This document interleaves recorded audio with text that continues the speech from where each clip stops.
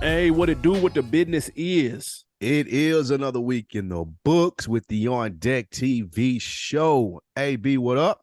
Hey, man, what's happening, man? It's your man, Animal Brown, Animal_Brown, if you're looking for me on social. Absolutely, man. I am Spike Lou on them same social sites. Holla at your boy, coming off a fresh Mother's Day weekend, man. You get to holler at Mom Duke, do some special stuff. Absolutely, man. Definitely reached out to her. Salute to all the moms out there, yours, mine, everyone listening. Triple salute. We are lucky enough to have some fantastic moms. So salute to everybody out there listening. That's a mom too, for sure. Absolutely, man. Shout out to all the mothers out there. Like you said, your mother, my mom, raised some good people, if we should say so myself. This is an action-packed week, 515's week in review with the On Deck TV show. This week, Lil Wayne ended the show early because he had a problem with how Young Money was getting treated. Your man, TK Kirkland, who raised him, says Jay-Z might have hindered some Roc Nation artists' career. Conway dropped a new album. We want to know about Griselda's Buzz. Of course, Lil Durk dropped a single as well. And JD doesn't feel like one of his artists, his younger artists, is getting the recognition that he should. But first, AB, we're going to start with DJ Clark Kent, excuse me, easy for me to say. He says, in the typical New York bias bag, that The Chronic is not a classic album because there is one skippable song. Is this a fair point, or is it New York bias? No, it's not a fair point. And we have done a full episode on the definition of a classic album. We have determined that you can have a classic album and still have a skippable song. It's more than just the music. There's impact. There's the magnitude of the records on there. You can't tell me that you're not skipping one song on All Eyes on Me, bro. It's 26 songs on the fucking album. There's a song you might not care for.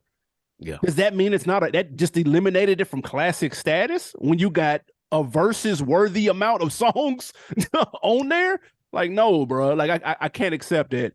He went on to say during this little sit down he had with Angie Martinez, it's on a like a, I ain't gonna say a podcast, but it's a series called Iconic Records on YouTube. It's actually kind of dope, and they're breaking down Big's double album. He went on to say that Big's double album is a classic. You're not skipping Nasty DJ Boy? Clark Kent? Yes.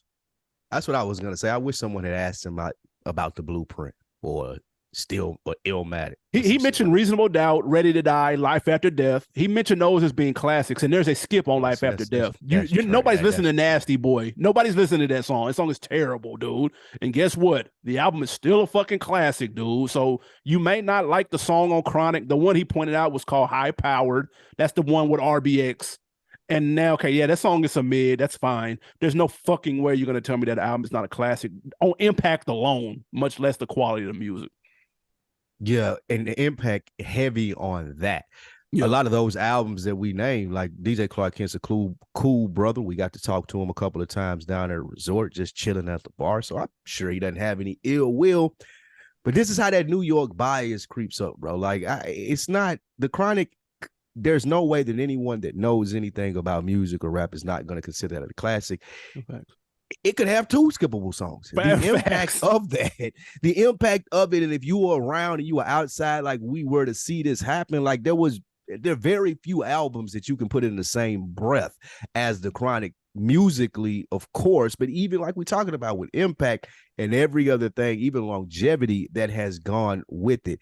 New York people seem to be a lot more critical of stuff that doesn't come out of there than they are of stuff that does come on there. Like they expect me to ride to Infamous Mobb Deep and call that a classic, but Dr. Dre's The Chronic isn't. Stop, bro. Stop. Just stop. Listen, he said Doggy Style was.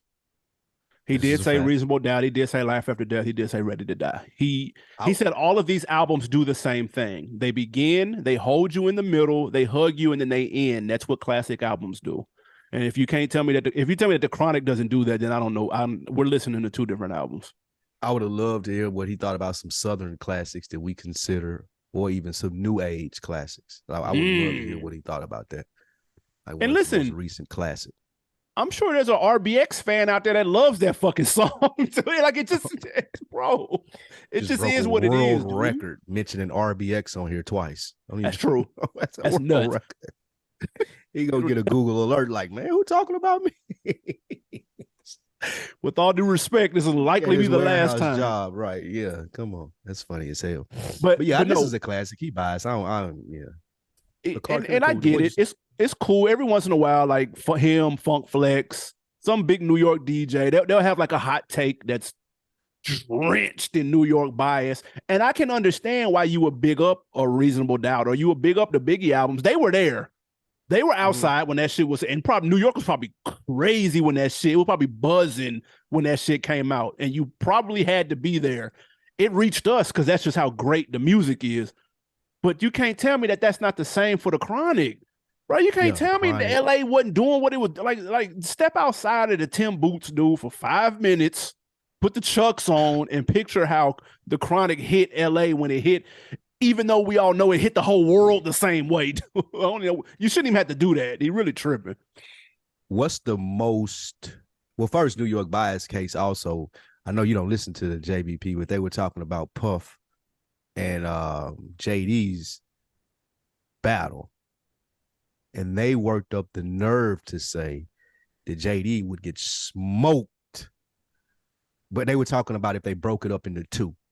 If they did 20 R&B and 20 rap. They said JD would win the R&B. Okay. They said he would get smoked in the rap. That's fair. That's fair. That's fair. Yeah, rap. Yeah, because you can't play Biggie against Bow Wow, respectfully. Yeah, you can't do that. I guess what's JD biggest rap song with, like Money Ain't a Thing or some shit like that? Well, yeah, his solo. Yeah, that shit. Yeah, of course that slaps. But there's too many there's too many records that can get that. You play Juicy against that, it's over with. Yeah, that's true. It's over with. You can wash that out if you wanted to. You can't play the Brat shit, even though the Brat shit is hot, but it's not that though. You can play Funkdafied. What is that beating though? Beating One More Chance? Hey, come on, dude. Like, and I fuck with the Brat. That's not beating One More Chance. Damn, who is the strongest rap artist that JD could play? Like, I don't even know now. Nigga, it's the beat to the O Dub. You know, I'm with your love. That's crazy. Let me Chris Cross jump. We moving on from that because I don't even like the embarrassment as a Southerner from that.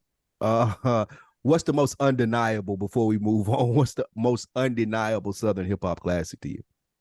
To me, I would say ATA Lens or Aquemini. Aquemini. I was gonna say Aquemini. Yeah. To me, that just don't even talk to me if you don't think that's a classic. We just go the other way. I'll go this way. That ought to run on all four coasts and in the Midwest. 400 degrees too. To us, I could see New York niggas hating on. I could see New York niggas hating on that though. I can see them hating on anything, but I'm saying that is true. That is true. 400 degrees is undeniable. Don't get it. But for me, mine was Riding Dirt. Oh well, yeah, that too. Yeah. So the Fix. I think the Fix is a classic. Yeah, that's a fact. Yeah, 100%. But yeah, I love to hear some thoughts from the New York guys on that one. What we got next? Next up, man, Rap Caviar. Of course, we're celebrating 50 years of hip hop, so the 50 lists are popping left and right. This week, Rap Caviar teamed up with Spotify, and they did the top 50 beats of all time. I'm gonna give you a quick look at the top 5. You tell me, man, if this was accurate or not. Actually, I'll give you 10. Number 10, Missy Elliott, Get Your Freak On. Number 9, Travis Scott, Sicko Mode. 8, Mike Jones, Still Tipping. 7, the aforementioned Puff, All About the Benjamins. 6, Kanye, Power. 5, Lil Wayne, A Milli. 4, B.I.G., Who Shot Ya. 3, The Clips, Grinding. 2, Your Man's, Mobb Deep, Shook Ones. And number 1, greatest beat of all time, Dr. Dre's Still D.R.E. I'm not mad at number 1 being Dr. Dre's Still DR. I would have went with Explosive. I think that Explosive is the best beat on that fucking album. Maybe Dr. Dre's best beat. Maybe personal preference. The thing that stuck out to me the most, AB, when I was reading this list, and you're gonna relate to this. I don't know if it was the first thing that stuck out to you. It was the first thing that stuck out to me. Talk to me. I looked through all 50. For sure. And at first I missed the 400 degrees at first and didn't even see that. I said, how is it possible that you're going to make a beat list and not have one Beats by the Pound No Limit beat on there? How is it possible? Or Manny Fresh. I missed that Manny Fresh respectfully the first time, so I give them that. Because it ain't a lot of people on here overrepresented, so I couldn't expect more than one. Right. So they did get that high over that Manny Fresh right, but I just couldn't believe it wasn't no Beats by the Pound beats on here. They on here. What? It's 2. What? Number 39. I'm About It. That's on here. And number 45, Down for My Niggas, C Murder. Shout out to KLC. Okay, got 2 on here. True Master Plea. Okay. All right. And that was going to be my takeaway. I was surprised that there was 2 No Limit songs on here. C Murder. Oh, okay. I see it. Okay. Hey, I said, you know what? Because I was going to shit on the top 10. But I said, let me look at the whole list. And I respected that they had a Manny Fresh on here. Although you could say Back That Ass Up might be more influential with the orchestra and all that type of shit. Like that was a dope symphony sample. But they had 2 No Limit songs. I was like, okay. All right. I ain't mad. They got a 3-6 beat on here and everything. Like nigga Dipset. I see the Dipset anthem on there. I'm actually not mad at this, bro. I'm gonna keep it a band. This is like the top list. 10, I could throw some every one of these songs, with the exception of that Mobb Deep Shook ones, every one of these songs I could remember and hear it playing in my head when I read it. So that's a good thing. Of course, yeah, for sure. Grinding has to be top 3 though. I'm glad that was up there. If that would have been number 1, I wouldn't have been mad at it. Yeah, facts. You can always get that off as number 1. I feel like that Mike Jones, Paul Wall is overrated. But I see a lot of people giving that. The reason I say overrated, not just because of this list, I see a lot of people giving that love. It's like, that beat's fire. Maybe I'm missing it. What about you as a music? I like it. I like it a lot. It deserves the top 10. Because it's tricky because you want to separate the song from the beat. And so if I just heard the beat playing by itself, would I be like, oh shit? I don't know. I don't think so. That's a good question. Because look at the rest of this is the other top 10s. Like all of those are fucking like, I just don't put that Mike Jones Still Tipping in the category with like Sicko Mode. That'd be hard. Get Your Freak On, like a Millie, like all of these is like undeniable. Yeah, them beats that Cream beat hard too, though. I'm gonna be real. That Cream beat is hard, nothing but a G thing. We gonna make it be hard as fuck on here. Facts. It's some beats on here. Now I'm not mad. I don't hate 5 this. on it. Facts. That I don't hate this. They even got Rich Boy throw some D's. That be hard. They did their thing on here. This was good. I missed the No Limit ones. I was ready to come shit on it because I didn't see the No Limits there. I guess I scanned over it too quickly. But yeah, they did their job, did it? They got the 2 No Limits, the 1 Manny Fresh. I can't think of one. The only beat that I'm thinking of, and it's just personal preference that wasn't on there, is maybe that Devil in a Blue Dress. Because it's a handful of Kanye's you could really put on. Yeah, you could just really go like, wait till I get my money right. That's I like and this is gonna be commercial as fuck, but they got Power, which is dumb commercial. I like the him and Twister though. I like how he chopped that up though. Oh, the slow slow jams. I always remember when that first came out. We had that on repeat for like pause for like Jesus. 20. We listened to it like 20 times. That's just how the beat was. Yeah, that'd be crazy though. So right. I feel like everybody's represented on here though. Yeah, this is a good list. There's South, there's West, there's this is a good list. Yeah, YG. They missing Yo Boy. What's that beat you? Yo Boy, Adrenaline Rush. Let's go, Twister. Let's go. I thought of that when I see this too. It should have been number 51, nigga, at least. That Adrenaline Rush beat is hard. Yeah. But they got Chief Keef. They got Midwest. Like this is a solid. They're solid. Newer stuff, older stuff. I ain't mad at this. Own stuff. Yeah, I'm fucking with this list, 100%. In the club, maybe could have been on here. In the club beat is kind of nuts. Yes, they're definitely. But they probably want to get Dre too much love because he got like 3 on him. That's true. That's a good point. That's true. All right. Next, man, your man's Lil Wayne. If you guys do not know, he is on tour showing love, doing his thing. Get you a ticket. Go check the show out. If you can bear with his Young Money artists. And in his last show stop, the crowd was not bearing with it at all. They didn't get any love. And Wayne took time out and addressed it and ended the show early. AB, what do you make of Lil Wayne taking offense to people really not fucking with his Young Money artist? This was very strange. Number one, I had no idea Young Money still existed. That's number one. That's funny. Number two, I told you on here. We talked about it. Oh yeah, you sure did. Yeah, I couldn't name one person. It's a forgettable group. I don't know one of them either. That's number one. Number two, he did. First of all, if you want a ticket, it's a wrap. This was the very last show on the damn thing, so maybe he just wanted to go home early. That's why he did that. Then. They said he got there 3.5 hours late. Oh, man. Started the show, had an intermission with his Young Money crew. People allegedly weren't fucking with it. Wayne grabs the mic and says, "Man, we're not going to keep bending over backwards for these people." And he's talking to his Young Money artist dude who I've never seen in my life. Salute to him. He on stage on Wayne tour, so shout out to him, but I didn't know who he was. He's telling him, "Man, we ain't got to bend over backwards for these people." The Young Money artist is looking confused. He like, "Nigga, I don't know what this nigga's talking about. I don't know where this is going or what." He said, "So we don't got to deal with this shit. We're out." And he abruptly ends the show, says thank you, and they walk off. People are like, "Dude, what the fuck was that?" So not only did you get there late, but you cut the show off early because niggas wasn't fucking with your Young Money artist. That's a very strange play for someone like Wayne, who is notoriously infamous, or should I say famous, for showing love to his fans and showing gratitude to his fans. He always does it. He ends his shows saluting his fans. He ends interviews saluting his fans. He's very gracious and always shows a lot of gratitude to the people that support him. So this is a very strange way of ending the tour, just abruptly doing it and kind of shitting on the crowd. I thought it was very out of character for Wayne. Here's what it sounds like to me.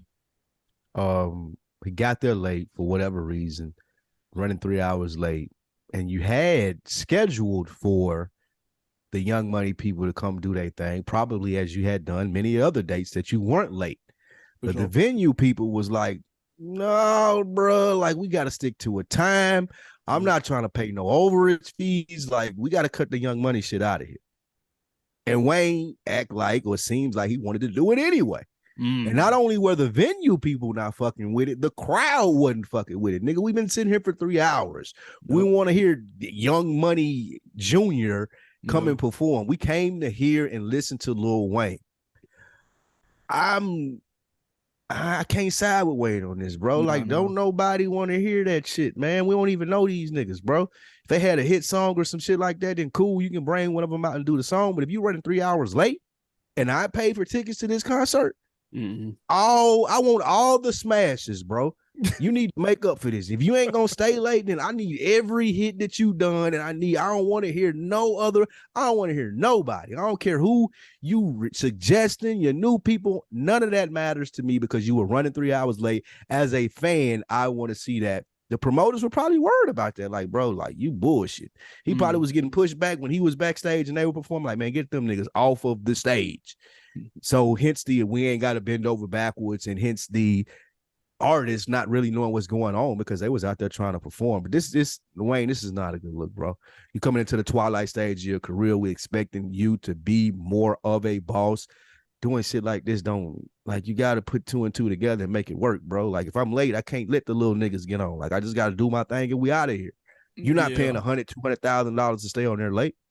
No. You ain't gonna leave that on the promoter, are you? Like what's going on, bro? Come on.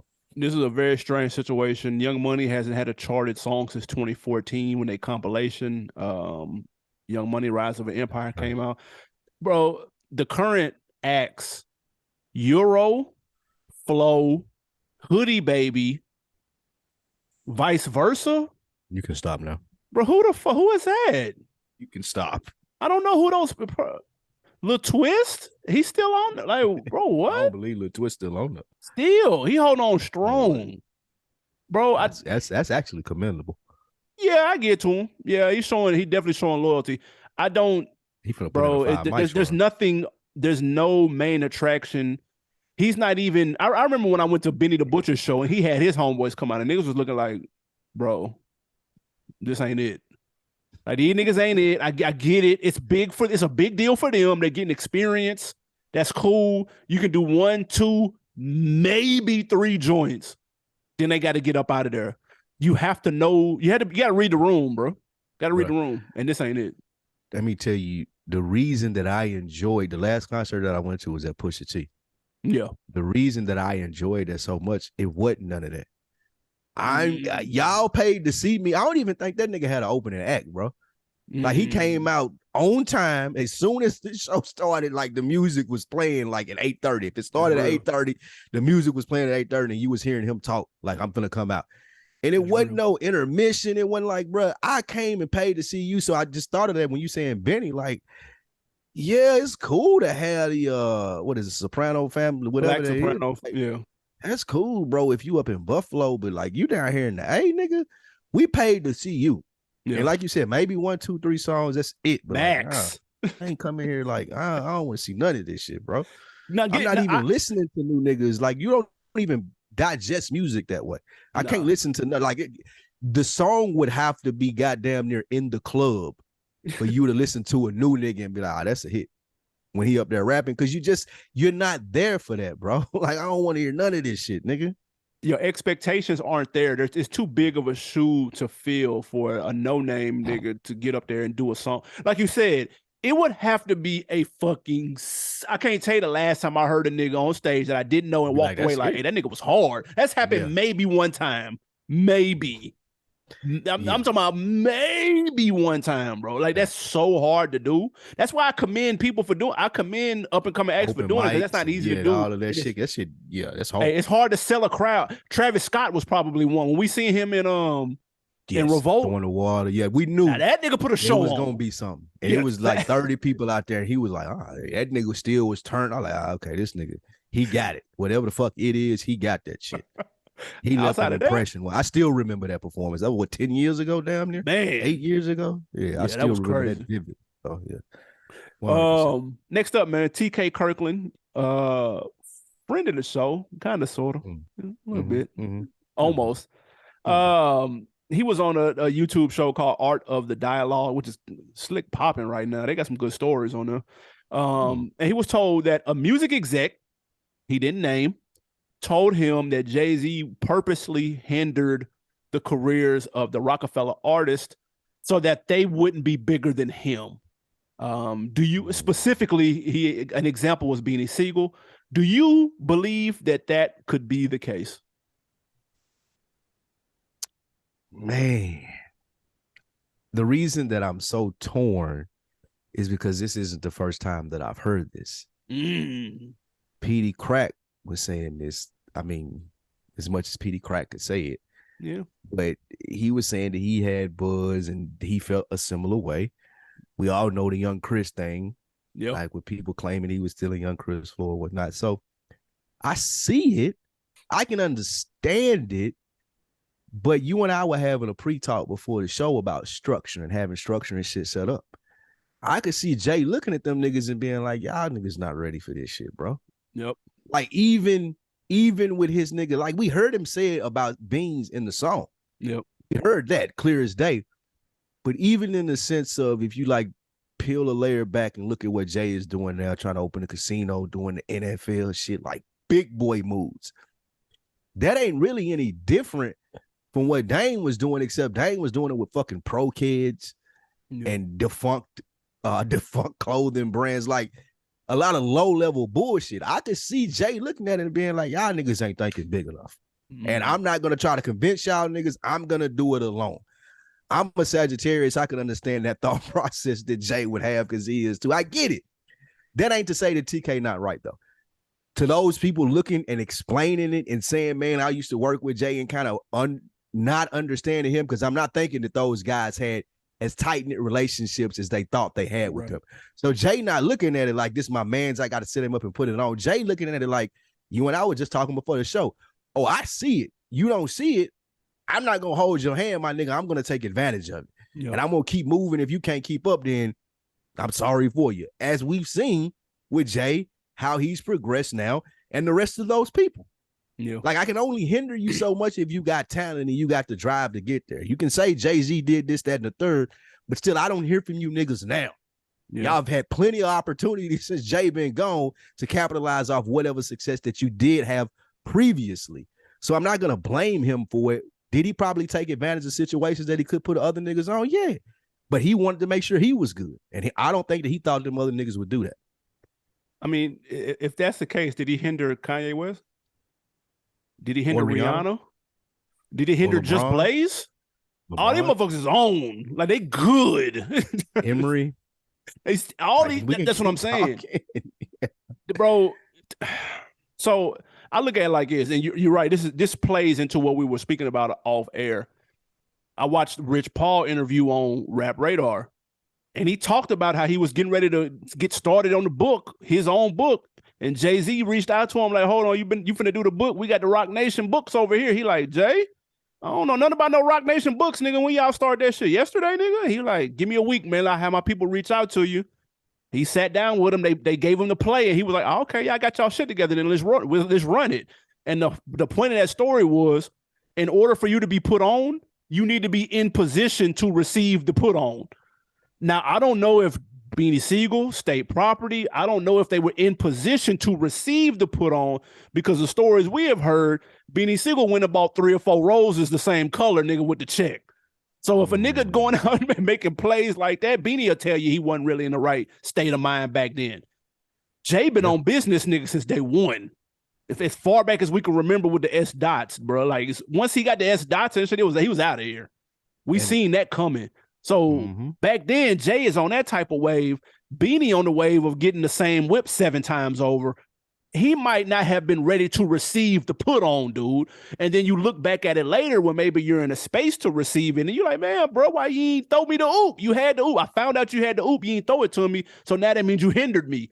And to be fair, this isn't coming from Beanie. Let's be clear. This is coming from an executive that TK didn't name.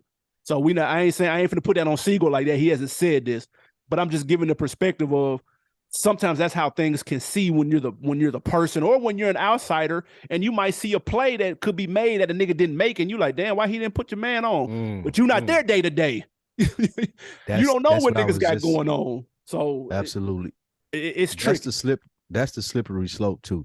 Yep. Being around successful people, and you probably can attest to this as well. Being around successful people and like just paying attention to their nuances. One thing that they hate is complacency. Yeah. Like if you talking to a successful person, they hate a motherfucker that's like, I'm good, or going to continue to do the same shit and get the same results. No. You talked about buying 6, 7, 8 cars. Like Jay probably will see that. And this is why I say it's a slippery slope. Because as your homeboy, you can address that and be like, bro, what are you doing? Yeah. Like what like we got plays.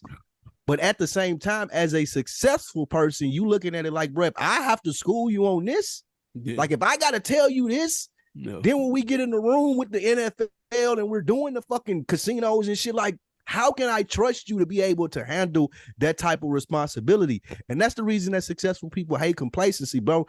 Again, talking about the conversation that we had before this, you always got to be on the lookout for the next thing. You got to be on the lookout for, like, how am I going to continue to build on what the fuck I have? Because even Jay-Z, he'll billion up. Yeah. I'm still trying to open casinos. I'm still trying to make these plays. These other niggas that we talking about, no disrespect to them, I ain't heard a play yet. Right. I ain't heard one play. And again, you can attest to this. I can attest to this. Being around successful men, being around successful people in general, that, oh, I'll do it tomorrow. I'll do it later. Oh, I'm cool with where I'm at. Oh, I'm going to show up 15 minutes late. Oh, let me smoke this blunt and drink this beer first. All of that shit, I'm gone. Because they on an ascension, bro. And you dragging the ship down with your little bullshit that you got to get in. And it never works. And niggas that successful notice that shit quickly and they start moving different. Then niggas like, oh, man, he fake. Oh, man, he ain't real. What did he say? What did he say at the beginning? He stifled me of these opportunities. Nah, bro, I peeped game and you didn't. Nope. So. What's the name say that all Yayo say it all the time, nigga. 50 ain't never been late. Not one time, nigga. And if you late, if you on this team and you late, then you ain't on this team no more. And that's so reasonable to me. Like a nigga that made that much money, that's reasonable. Yep. Like if I'm rolling with you, nigga, and you know that I'm never late, but still you feel like you can pull up 15 minutes early, bro, what are we doing? Yeah. Not only are you wasting whoever time, like you wasting my time. Most importantly, it's like successful people don't go for that bullshit, bro. Like they will not let you hinder their path. Yeah. It's interesting though, man. I don't, it seems like a miscommunication in my opinion. Yeah, it doesn't seem like, again, I'm not putting the onus on Jay-Z to hop the whole niggas' hands, but I also am putting a little onus on him because I just think that those niggas felt like they were closer than what they I were. agree. And Jay was looking at it like, nah, nigga, we co-workers, We bro. business part exactly. You know what I'm saying? We co-workers at the end of the day. It's not for me to make you understand this shit. You can peep, you can ask me questions. That's another thing successful people love, when you can ask them about what they do. Yep. And pick up game from them that way. So it's a slippery slope, man. All right, AB, from here, Griselda's own Conway the Machine dropped a brand new album very quietly, I might add. I seen the freestyles going around. My homeboy sent it to me on IG. I haven't got to click on it yet, but I got a simple question for you. Do you feel like that Griselda wave has died down? Yeah, it has. The new album is called Won't He Do It? It's pretty good. I like it. I do like it. So the material is there. It's not as if it's trash or mid. It's actually pretty solid. It's got some good joints. It's quiet. They've had a quiet year. If Benny dropped, I don't remember. I feel like Westside Gunn, who is don't take this the wrong way, but the mascot, he's the face of it. He hasn't dropped anything this year. He's been relatively quiet. And maybe this is done on purpose. Maybe they're chilling right now, but that flag isn't as high in the sky as it was 2-3 years ago. And I'm not even necessarily saying that this is the worst thing in the world, because they seem to be doing very well. I watched a documentary with Conway on YouTube, and he was in countries from here to fucking Norway with packed shows, and they word for word. So obviously they did something right. And maybe they've just kind of sat out these last couple of months touring and all of that shit. Everybody in the crowd had the merch on. So you global out here. So they're winning for sure. But in terms of the wave, though, the wave has definitely died down. And I think it's because, and we talked about this before, they're in a very niche lane. They're not on radio. They're not doing a bunch of huge Breakfast Club interviews or syndicated radio interviews. And that is the trouble with being in that lane, is that you could be here today and that wave can be gone tomorrow because you don't have a machine. You don't have a huge fan base propping you up, waving the flag for you. They don't get a lot of support from New York radio. They talked about that, which is the biggest radio market in the country, or probably the world. And so they're not getting support there. They're damn sure not getting it down here or on the West Coast. That's where it can be a hindrance to not being on a big boy major, or not making commercial records, or not getting Chris Brown on your song. It could be a hindrance. You can still be successful, but you could be out of sight, out of mind. And I don't want it to be that way, because I think they're talented and they're still putting out good music. What do you think the wave is quiet? Is it OV? Yeah, I think it might be over for these fellas. As far as the ascension, I've said it we were talking a long time ago about Rick Ross. Like, I don't think that they will ever be as hot as they were. Not meaning that they won't be as successful. They'll continue to put stuff out, but they're never gonna reach that white hot heat that they had when everybody was talking about Griselda. When the nigga did the show, the Tonight Show, with the long flow coat on. That's when it was the time. And like you said, that's when you should have played the game a little bit. The Chris Brown songs, the R&B diva song where you coming and tearing that motherfucker up for 16s. You spoke about New York radio. Just what are they gonna put on there? Yeah. Like, when you go get a J. Cole, and to our point, you go get a J. Cole, I bet that Johnny P's Caddy is on New York radio. You know what I'm saying? Stuff like that. But making too much stuff to cater to a fan base that, again, probably not checking for radio. Like, they downloading the mixtape as soon as they come. But again, we're speaking of growth. We're speaking of maintaining the level, then growing up from there. I think that they plateaued. Like you said, those brothers are very talented. Yeah. Stretching what you do a little bit, I don't feel like would have got too much off brand in order for you to continue to ascend and not just plateau where you are. Yeah. So yeah, I think it's like we said, Westside said he was retiring. Benny, I feel like, had the strongest possibility of kind of crossing over and doing more mainstream stuff, but I ain't really heard from him since the Freddie Gibbs stuff. This Conway gonna be Conway. I don't really think that he's a marketable act unless he was doing the R&B shit.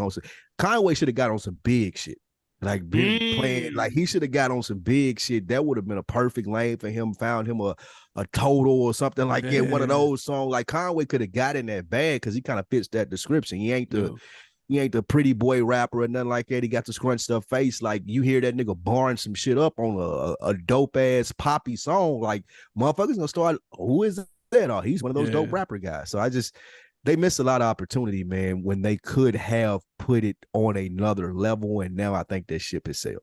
Do you think if somebody came to Conway with like a Juicy type? Because remember, Big didn't want to do that shit. Yep. They played Juicy. He was like, bro, what is this? Obviously, it turned out to be what it be. Do you think they'd even A, accept something like that, and B, would it work? Or would it be, or would it look like, nigga, y'all reaching? I think the right person would have to present it to him. Like even outside of West Side being the brains, it would still have to be someone with some more skin in the game. Like if a Puff, just like it was a Puff presented to Big, like if somebody big like that had that mainstream success and told him like, nah, bro, just get you one of these, just one of these, bro. Yeah. You ain't got to do it every quarter, just one of these, a year maybe. I think that they would have been receptive of it. Because I don't like this. I don't think the set like. Those dudes are so authentic and so Buffalo, and they true to where they from. I don't think that the sellout thing is a question. It's just an expansion of the art. Like put what you do in front of more people. You can modify it a little bit, but you're just not reaching enough people to kind of get as big as they able to get. I agree. An artist who has ascended in these recent years, Lil Durk, man, dropped a new single. His new album, Almost Healed, is around the corner. He dropped the first single called All My Life featuring J. Cole. The song talks about kind of him rebranding himself, cleaning up the act a little bit. Durk also came out and said that labels have offered him money to beef with other rappers to kind of go against what he is trying to do. My question, A, what did you think of the song? B, what do you think of the rebrand? And C, what do you think about these labels offering him money to beef with other rappers? I was surprised at the song. I was not expecting Trick Daddy for the Kids from Lil Durk. And Trick Daddy do a song like this? Yeah, I'm a thug. It sounds like I'm a thug. Yeah, that right there. That. Yeah. Yes, that. I wasn't expecting that from Durk. Guess I should have with the title Almost Healed. Guess this is part of his healing process. I'm not really mad at this though. I ain't really mad at the nigga growing up. We've seen it. He's a lot more successful than he has been. Understanding that this is a part of success, maybe leaving some of the old shit behind, and going to get J. Cole, a nigga that's gonna fucking tear the roof off that motherfucker when he go on there. So I'm not mad at the song or the rebrand. I think the rebrand is smart too, especially entering like Durk probably gonna be what 30, I'm assuming. Yeah, I'm assuming he getting up there in age. It ain't all about switches and old block no more. And plus, he's lost people like Vaughn and other people of that nature. So he knows the consequences of this game, his brother. Yeah. So having a lot of money, seeing success, I'm sure helps him to see stuff differently from when he was making music. And I'm proud that he's growing up and able to do this. Now, I don't want him to do this all the time. We still need the war stories of where you're from, but I do think that it's good that he's acknowledging, like, I'm growing up. I want to put a positive and be a positive impact to kids and in the world more positive than I've been. I got to commend that. NBA Youngboy definitely tried to disrupt that piece. He was trying to throw the beef out there. They were supposed to drop on the same date. I'm not sure what happened. Man, yes, I believe that they offered him money for this. And if you paying attention, a couple of weeks ago, he came out and said he was being blackballed. Now I'm wondering, is that because a couple of labels hit him up and been like, hey man, young boy finna come out, y'all do this beef thing, we can really get the meter going because it's been slow in hip-hop. So what do you think about that, Durk? And I'm like, fuck no. Like it ain't no money worth that, because my niggas is about the shit for real. Like you're not just gonna pay me to beef with a nigga and it's gonna be on TV and see like somebody's gonna get hurt. And I like him having the foresight. He didn't say this, of course. I'm saying this, bro. I'm just basing this off that, but I think he has the foresight to know, like, them Chicago niggas and niggas that's his age came up from where they come from, right? It ain't just sort of be like if he has that beef with these rappers, like, yeah, you can give me some money as a label, but now I got to be worried when I'm touring, when I'm outside. And that ain't worth it. I can just put some shit out like this with J. Cole and make some money. So I do believe the labels did that, trying to recreate old shit that we used to see in hip hop, but I don't think it's on that no more. All that who got smoked shit, that's dead. Yeah, that's over with. So the song, I thought the song was okay. I'm gonna be real. I'm not a Durk fan when he sings or harmonizes. I'm just not a fan. It doesn't sound good to me. J. Cole, He's been on a killing spree for a couple years now with the features, and this was no exception. He murdered Jesus this. Christ, boy. I'm talking about he murdered it. And I will give a nigga like Durk props for having Cole on here and being okay with getting murdered. He's perfectly fine with that. And I actually respect that, because I could see somebody not wanting to do this in fear of people saying, man, he killed you on your own shit. That was a big thing back in the day. But niggas who aren't on the level of Cole, which there aren't many, but Durk is not. They're not the same. They're not even the same type of artist to even be on that. So that's not a shot. 21 Savage, he's not on that level. People aren't on that level. And Cole is cleaning them up, but we're not shitting on them for that happening, because they're opening up to that and they're collaborating with him, even though you wouldn't think there'd be a world when they'd be on the same song. So props to that. Are the labels paying for the beef? Absolutely. Nigga, beef is impressions. It's TikTok videos, it's YouTube videos, it's streams, it's 100%. And I believe NBA YoungBoy is falling for that, because he be on shit. He named Drake the other day. It's like he has to be getting a bag. That's the only explanation. The nigga's in the middle of Utah, bro, on house arrest. Why are you just amped? That's the difference. That's the difference. That's the difference with a nigga like him saying, okay, yeah, run it, and a nigga like Durk, like all NBA YoungBoy doing is sitting in some mansion in Utah shooting videos, bro. He ain't got to go outside. The nigga on house arrest, I think, for the next 2 years. So if I beef, like, niggas don't even know where I am. Nigga, who's pulling up to Utah without it looking fucking suspicious, nigga? I can see if he was in LA or something, it would have been some Pop Smoke shit, so yeah, I got to be careful. But nigga, in Utah, unless it's something that I don't know, right? Like, unless niggas just be hanging out in Utah and I'm not aware of this, like, it's easy for a nigga like NBA YoungBoy to beef and beef with and mention everybody in the world, because I've been in this fucking house right here for the last year and a half, nigga. Like, come on, bro. That I don't think anyone should respect that. That's just gimmicky. And he got a bigger fan base. And I don't even understand, like, other than him being young and impressionable and people telling him, hey, you should do this. Like, what's the thought process, bro? And he's done interviews on Billboard where he was like, man, some of the things I said, you know what I'm saying? I can see people doing, like, I can see people being influenced and da-da-da-da. And then he come out and do this. It just be, I don't know. That's over my head. I'm like these old niggas talking about Ja Morant when it comes to NBA YoungBoy. They go over my head. I'm missing it. I'm gonna come clean.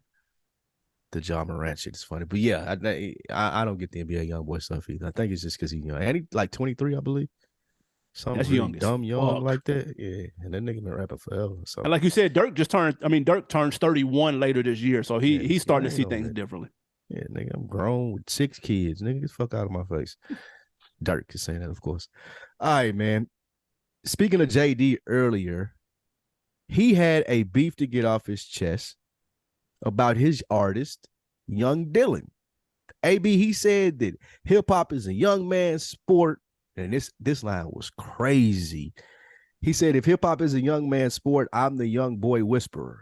Don't ever say that again, JD. Yeah, that was don't nuts. Ever say that again. That was nuts. I know what you meant, but just don't say that ever again. Yeah. So JD, being the young boy whisperer, has an artist called Young Dylan. And Young Dylan ain't getting no love on the blogs. He ain't getting no love on the websites. He ain't on none of the DSPs, playlists, or anything like that. And JD says that's a problem because his young boy is nice. Does he have a point? Yeah. Or does the guy need a cosign? No, he's got a major point. And I've said this for this years. Dude nice? But here's the thing though. He said it doesn't even necessarily matter if the records are good or if you like, nigga, your site is called All Hip Hop. That's all hip hop, nigga. You're covering the different things that are out here for people to check out for and be on the lookout for. Nigga, that's what you're calling yourself, the source? You're supposed to be the source of everything that's got something to do with hip hop, nigga. Something for the older people, the backpack people, the gangster niggas, the street, the club, nigga. And I got somebody for the young people and y'all not covering it. And so this dude, the Young Dylan cat, he been on for a little minute. He like 14 years old. He had his own TV show. He had a Tyler Perry TV show when he was like 8 or 9. And so now he's 14. He's making music, and it's not half bad. It's not bad music either, though.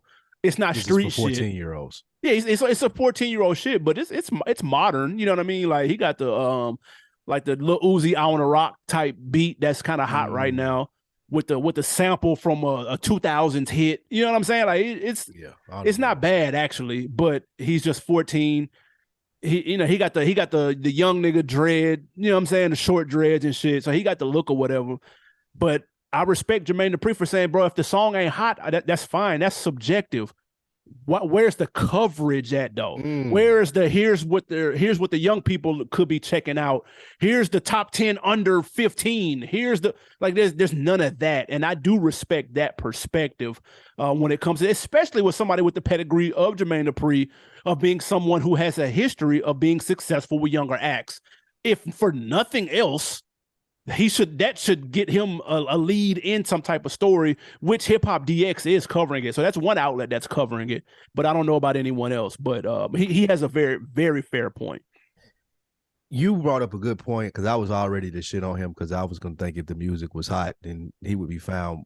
However, you swayed me in your monologue there. I agree with that. If you're all hip hop, you're Hip Hop DX, it's not necessarily do you like this or not. It's presenting it and letting you make the decision as a fan versus Bingo. being a gatekeeper. Yep. And again, if I'm Jermaine Dupri and I had Chris Cross and I've had Bow Wow and I had the Brat, why in the fuck wouldn't you consider that this is one of those generational talents? It ain't like I don't know this, but I don't think that JD is knocking at the door of all the major release places with a new young act every year. Right. So if he coming to you and telling this young Dylan nigga is nice, like when's the last time he has co-signed a young nigga? You know what I'm saying? So the last one. It was Lotto. She was on his show. Man, look at her. He said something about that. What was he saying about that? I think he said something about he tried to sign her. He tried to sign her, but I think she jumped on with somebody else or whatever. So there's a little bit of a two sides to every story type situation with how that went down. But she was on his reality show. So that's what I'm saying. She blew up, as we can see. He had another dude, J.I. the Prince, who I've seen on Sirius and satellite radio. He hasn't blown up like she did, but he's still getting some burn. He got a record deal, the whole nine. So he has a history of finding talent. So at worst, that should get him an article. God damn. Yeah, some at least freshman class type shit or something like that. That's it. That's all. Mentions or something. Yeah, I agree with that, because it's been quiet. The first time I heard of this dude is when I read this. So, and I told you the lane been wide open for a young teenager, bro. The lane is wide open for a 12, 13, 14-year-old, like clean cut. People underestimate the value of clean material. I have had people that sell podcasts for a living say that there is a huge discrepancy in clean material by Black creatives, dude, because it's much easier to sell that. That stuff always sells, dude. And so the young 12, 13, 14-year-old, nigga, the girl's gonna want to go to the show. Nigga, the parents got to take the girl. You got to automatically sell 2 tickets because the parents got to go. Nigga, so that there's so many avenues for that type of artist. I'm shocked that no one else is pushing that. I get it. The street shit is cool. The NBA young boy, I'm angry at everybody. I'm 15, 16, angry at everybody is cool. And you can win with that. But the clean shit, man, it's a wide open lane for it. That's all I'm saying. Watch. I don't know if it's going to be him, but it's going to be somebody. Somebody will come and do it. Yeah, that makes sense. He ain't bad though, man. Last one, man, before we get to these wins and these losses. We spoke about the Ja Morant. We alluded to Ja Morant earlier. Of course, that's the big thing in the sports world right now, flashing the gun on IG Live again. Several people in hip-hop had comments regarding it. Snoop Dogg, Fat Joe, The Game. Do you think the comments and the people weighing in has been fair or foul from the hip-hop community? And follow-up question, because last time this happened, Ja Rule said hip-hop plays a role in why he is doing these things. Should hip-hop take more of a responsibility, and what should people do about it? Let's get Ja Rule on the phone so we can have a sit down with him and Ja Rule. Have a sit down with Ja Rule. Absolutely. No, Ja is on to something, bro. I think it's very, very Ja who? Ja Rule. Okay. Ja Morant. It's very hypocritical, man, when hip-hop artists, especially if they gotten older, they'll sit and say, well, man, he shouldn't be doing this. And nigga, where do you think he learned this shit from? Going all the way back to his daddy, T, I'm sure he's a big hip-hop fan as well. And not to say that you have to mimic everything that you see on TV, but niggas is impressionable, bro. Yeah. I don't have a problem with Ja Morant making a mistake or two. The response to it when niggas think that, he should be like, the hypocritical approach towards the response as if the little nigga has to be perfect, bro. It was dumb, absolutely, but kids do dumb shit. Nigga, I've been 23 before. I done dumb shit. So when niggas get older and act all high and mighty about the dumb shit that niggas do, that hip hop niggas, like these niggas that are commenting, y'all played a role in this, bro. Like y'all are playing a role riding around and niggas thinking that the gun shit is cool and mimicking the lyrics. You can't knock a nigga like Ja Morant who got all the money and fucking free time in the world if he think like, man, I'm gonna get my shit off. Now, is it irresponsible to do? Absolutely, man. It's a mistake. However, I think that people are coming down way too hard on the young boy because he's only, again, 23 years old. Like most of the I went to brunches this weekend, nigga. I pulled up on Mom Dukes. Like, I was surprised at how much of the conversation was like my mama asked me, like, what's this young nigga Ja? And then I was at brunch with like ladies and people who really weren't sports fans. Everybody was talking about Ja Morant. Everybody, oh, he's so dumb. Why he got to be so dumb? He just done this dumb. He cost himself this much money. It was a mistake. It was dumb. You can consider it dumb, especially since it's been his second time. But again, like, who don't do dumb shit, bro? I'm not as mad as I am at him as I am the reaction from our culture about it. Like, I heard niggas on ESPN ready to suspend him for the year. Like, what y'all think he gonna do for this year while he ain't playing basketball? Like, it doesn't make any sense for them to try to remove probably one of the one things is keeping him grounded enough to where he ain't out here doing some really, really dumb shit. So I think he made a mistake. I think people are being extremely too hard on him, especially hip hop because they played into it. Yeah, Fat Joe said he's the first nigga that's actively trying to get out of the NBA. Dude, he's trying to get kicked out of the NBA, dude. Like, what are you doing? He said to get away from the niggas around him. He said they're not your friends. That was his thing. And here's what niggas like Fat Joe, Snoop Dogg, The Game, who are they OGs in the game right now. And they see that Fat Joe. You said real quick. One thing about that Fat Joe. Okay, go. I saw him on Matt Hoffa telling the story about his mama still lived in the projects or still lives in now, one or the other. And he's talking about how those 30, 40, 50 niggas that hang around there and he paid for everything that they do every time they go out, the bills on him. I fuck with these my niggas. And he said he stumbled. He walked up one time. They didn't know he was back there. And he heard them niggas talking about, oh, Joe Crackett done lost it, this, that, and the third. I say that to say it's not like you don't know until you know when it's time to get away from like the niggas around you. And because Fat Joe tells me that if I'm Ja Morant, it really don't register, especially if he telling a reporter about it. A lot of these niggas got the power and the access to pick up the phone. The most powerful response to that question about Ja Morant, if I'm Fat Joe or somebody asks me, man, I hit him up. I called him. We talked about it. He ought to be good. Now, I can't speak for what he might do in the future, but I did hit him up and give him my perspective on what he could be doing wrong. These niggas can do that versus going and run to a media outlet and telling them, oh, he's done. Go ahead, my bad. I mean, Fat Joe was on IG Live like he likes to do. This is where he was kind of just getting this off. It's the hot topic for the weekend. Doing his comedy thing. You're doing his talk show host. People are going to give they're going to give commentary on this. It's a hot topic, dude. And where this is coming from, in my opinion, is that people don't want to see a young black man lose it. They don't want to see anybody crash out. They don't want to see anybody get it and lose it. They don't want to see the opportunity wasted because they understand how difficult it is to get it. And I think that's where the frustrations are coming from. When they say, fool me once, shame on you, fool me, whatever the fuck it is. So this is the second offense in a very short amount of period of time. And we can't act like this is an everyday thing. There's a lot of 23-year-olds in the league. There have been a lot of 23-year-olds in the league, bro. Not as popular as Ja Morant, though. That's true. Not everyone's not as popular as Ja, for sure. And a lot of people have jacked off their opportunity, bro, and they don't want to see him do the same. Especially, like you said, not as popular as him. That's what makes it crazy.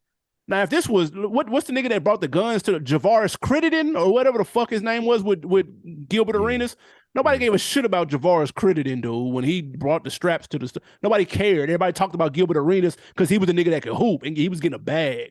That's what I'm saying. Like, people want to, when you've reached that level of success and what you could be, bro, niggas don't want to see you crash out. And hip hop, is a place of several people who have crashed the fuck out.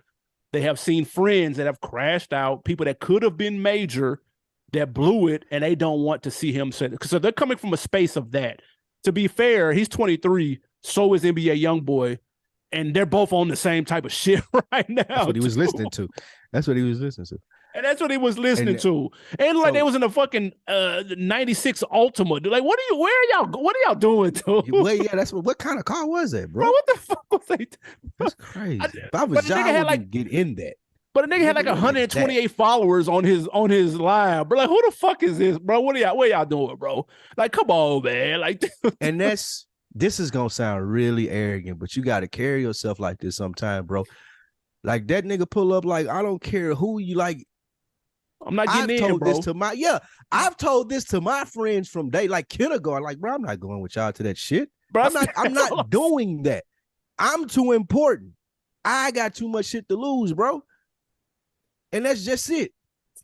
However, Ja Morant ain't a nigga that didn't grow up like we see his dad there. And you are absolutely right. Like, the fear is, and I wish that people would frame this better, like you just said it. It's not that niggas is as mad as Ja Morant as they are him about to be like you jacking this opportunity, right, bro.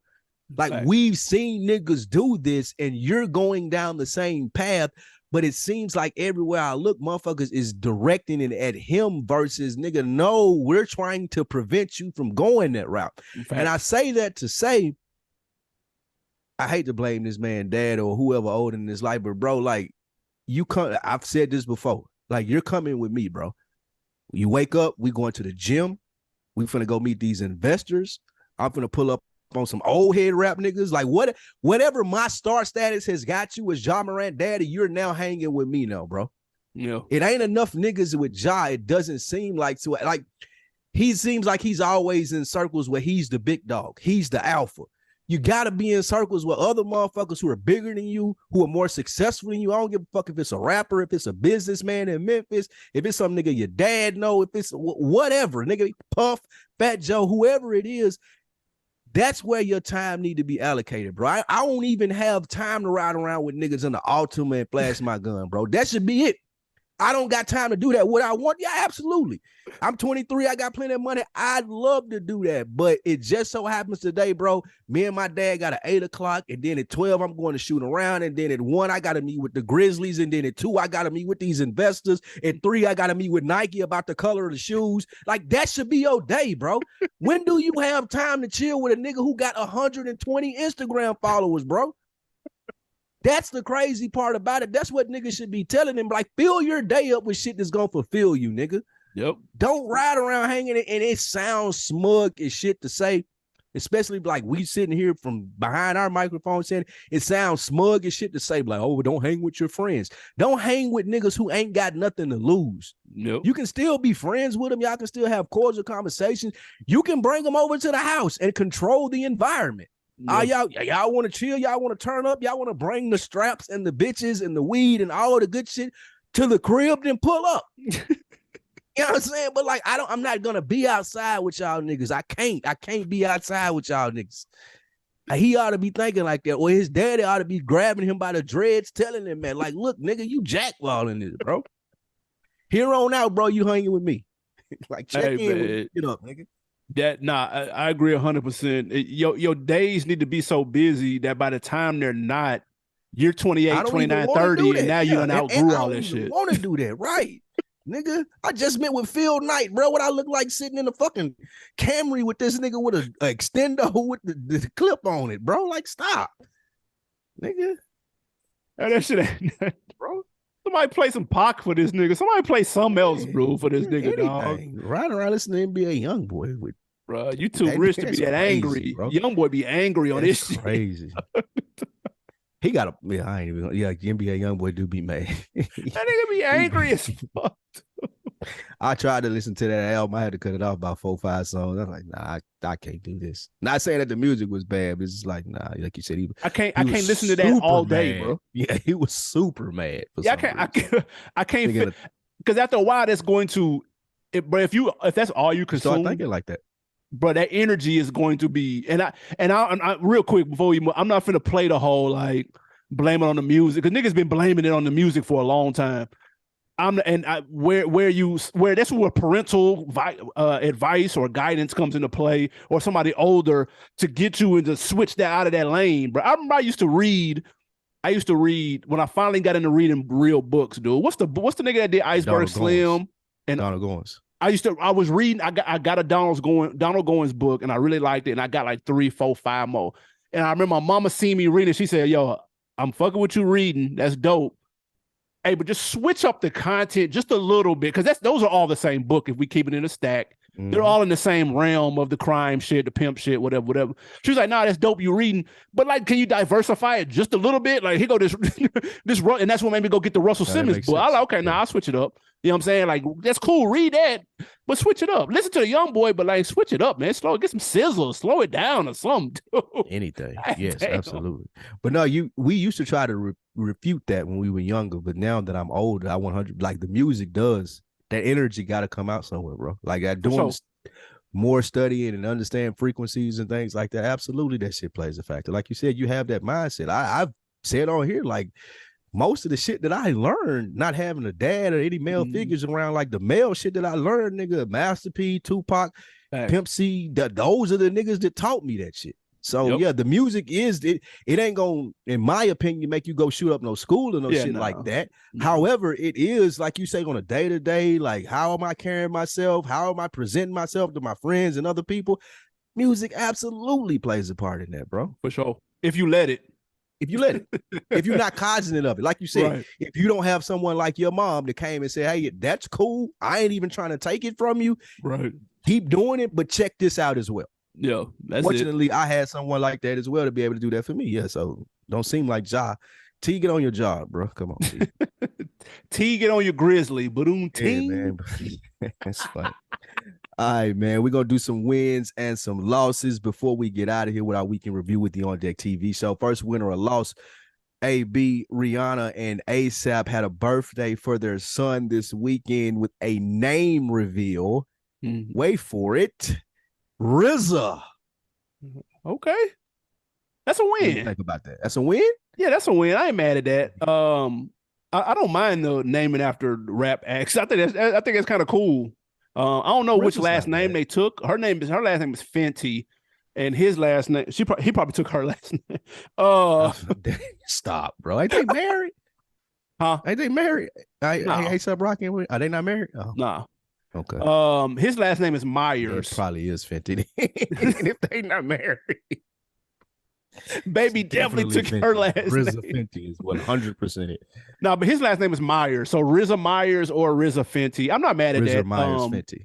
He's named after a rapper. His mom named him after Rakim. So that's his name is Rakim. So he's keeping cool, then. Yeah, that's what I'm saying. He's keeping it going. I'm not mad at that. RZA's dope. That's really cool. RZA the name, not the artist. Like, I can't listen to this. My mom was telling me over the weekend, she her husband's grandson had a child, and they named the child Tennessee. Was it a boy? It's a girl. Yeah. That's gonna be rough. Tennessee not easy to spell though. Like it's gonna be rough. Tennessee. What's it? Gonna be rough. If the right last name, it can flow though. If it flows with the last name. You ain't gotta blaze it, but I'm saying. Yeah, I ain't gonna say it on here. I'm trying to think of what it is though. If it flows, then that may work. I don't think it flows. Damn. Now that I'm thinking of the last name, it's even worse. I'll tell you when we get off air. Oh man. Now that I'm thinking of it, yeah, it really don't work. Because you can have a unique first name if it flows. There's an actor, her name is January, and you would be like, well, her name is January Jones. And it's like, okay, that kind of flows though. And you're an actress, so nobody gives a fuck. Yeah, it sounds like one of those given names. That's true. Yeah. Shout out to Tennessee and RZA, man. Sure. All right, man. Next, winner or loss, Hit Boy been in his bag lately doing everything with Nas and everything of this nature. His dad just got out. His dad's a rapper. He did like 17 years, I want to say. And Hit Boy provided his dad with a feature on his new track. Winner or loss? Yeah, that's a win, man. Hit Boy dad had got out a couple years ago. I didn't know he went back in. Yeah. Big hit. The last song they did when he got out was banging. That G's Ain't Supposed to Cry. That was banging. And then this one is called Hustling. It was All My Life a Hustle or something like that. I forgot what it's called, but it's banging too. Though. And his dad be ripping it though. Really? And like that old school kind of way. From? Huh? Where they from? Cali. You don't know? That's LA shit. Oh yeah, I can see that. Yeah, he on that LA shit. Gangster. Yeah, for sure. Thanks. All right, man. Last win or loss before we get out of here. AB, just this week, Young Dolph's killer was released on $90K bail. Young Dolph's family actually approved of this. They said that it would be okay with them for him to be released on bail. Interesting. If the family say it's okay, then that's a dub, I guess. God damn, I don't know what that's because that bail seemed kind of low though. For murder, it does seem kind of low, which makes me. I'm wondering what's going on here. This is all strange. This is strange. Usually, you don't even get bail on murder. That's what I'm saying. Usually, ain't less than $1 million, especially in a high-profile case like this. So 90,000 is crazy. People in the comments. This is how ratchet Memphis is. This is Memphis in a nutshell. People in the comments were saying, yes, the judge realizes that he's going to get street justice and they'll let them take care of it when he's out.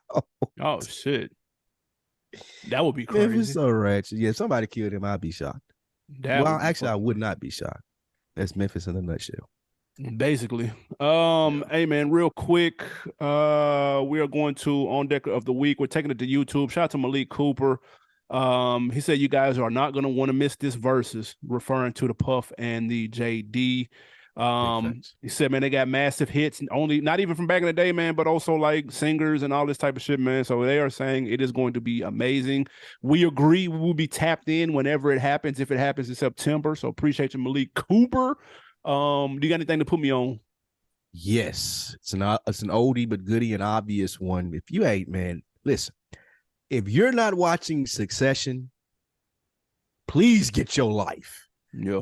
That was the topic of conversation in several different places that I went to this weekend in Nashville, man. So if you ain't tapped into Succession, man, try it out. I put my mom on it. She started fucking with it. Just that's the fire-ass TV show. It's 3 episodes left, man. So my put on this week is Succession, man. And Makeshift Tequila Bar. If you're in Nashville, go check it out. Absolutely. 2 put-ons real quick. I said this last week, but the Dear Mama wrapped up and it was fire. They stuck the landing, I'm proud to say. Probably some of the best Pac shit. There's over 18 documentaries on Pac. This is probably the best one. It's right up there with the Tupac Resurrection. This shit was fucking fire. I highly recommend you checking that out.